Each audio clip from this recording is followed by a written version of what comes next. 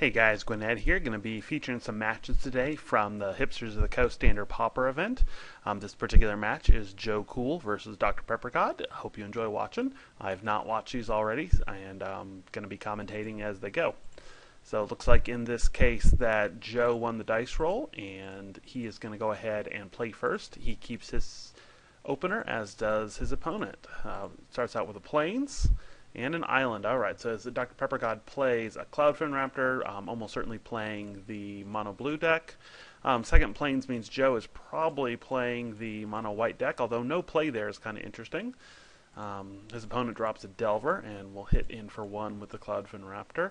Wondering if he had the Delver in hand but chose to wait to get the Cloudfin Raptor out. Kind of an interesting decision. One of the things I've noticed about this mono blue deck, I actually don't like Delver of Secrets in that deck. I mean, sure, it's great if it flips, but it's playing so many creatures and so few spells. Your odds of flipping this are actually really, really low.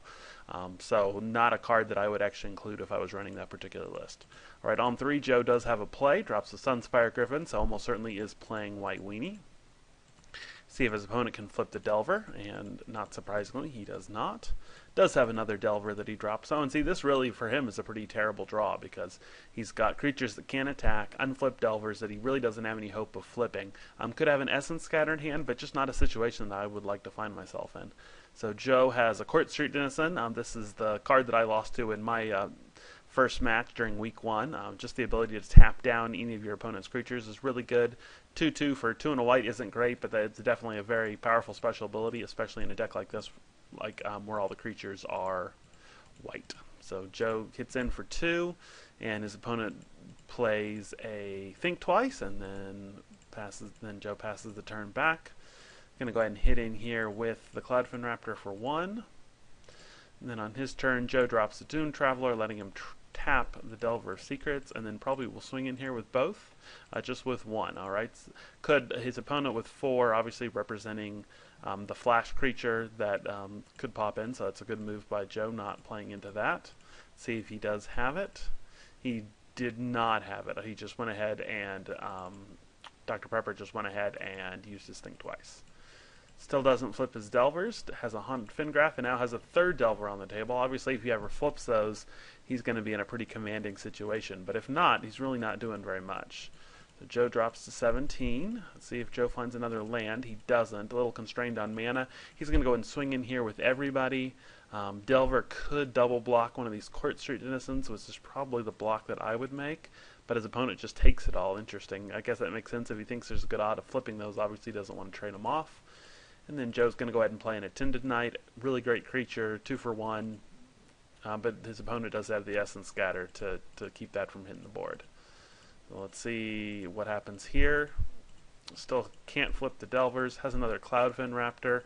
And he's going to go and swing in with everything here, obviously, since Joe didn't leave anything back. Again, as great as this deck can do, man, drawing these Delvers and not being able to flip them is really, really poor. And then these Cloudfin Raptors are practically useless. So not a great draw for him.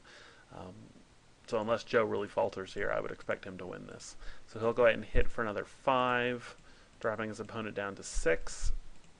And then has another Court Street Denizen. But his opponent has yet another Essence Scatter. This really, in my opinion, is where White Weenie wants to be. It's just have 3 or at most 4 mana, and then just all creatures. Little constrained, probably with only 3, but White Weenie really is at its best when it doesn't draw very many lands.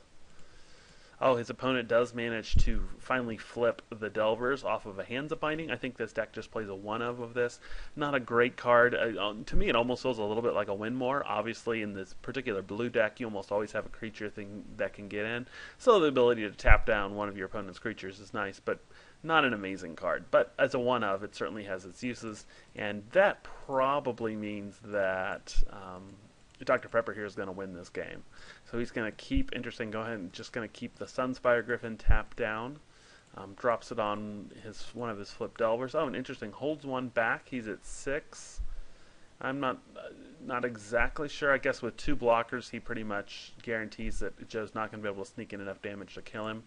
Maybe a little conservative there, but it does, especially since he's going to keep 2 of them tapped. I probably would have attacked with the other Delver and just left the Cloudfin Raptor back. Wouldn't have made any difference. Obviously, still would have been at 3.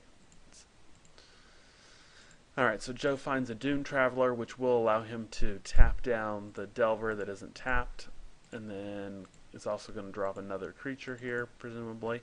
He's got an Avacyn Priest. Alright, so Avacyn Priest is pretty good. I assume he's just tapping down the Cloudfin Raptor, and that lets him hit for 1. Yep, that's what he's going to do, dropping his opponent down to 5. But unfortunately, with the 2 Delvers out, there's nothing Joe can do, and that is how Game 1 ended. I'll be back in just a moment for Game 2.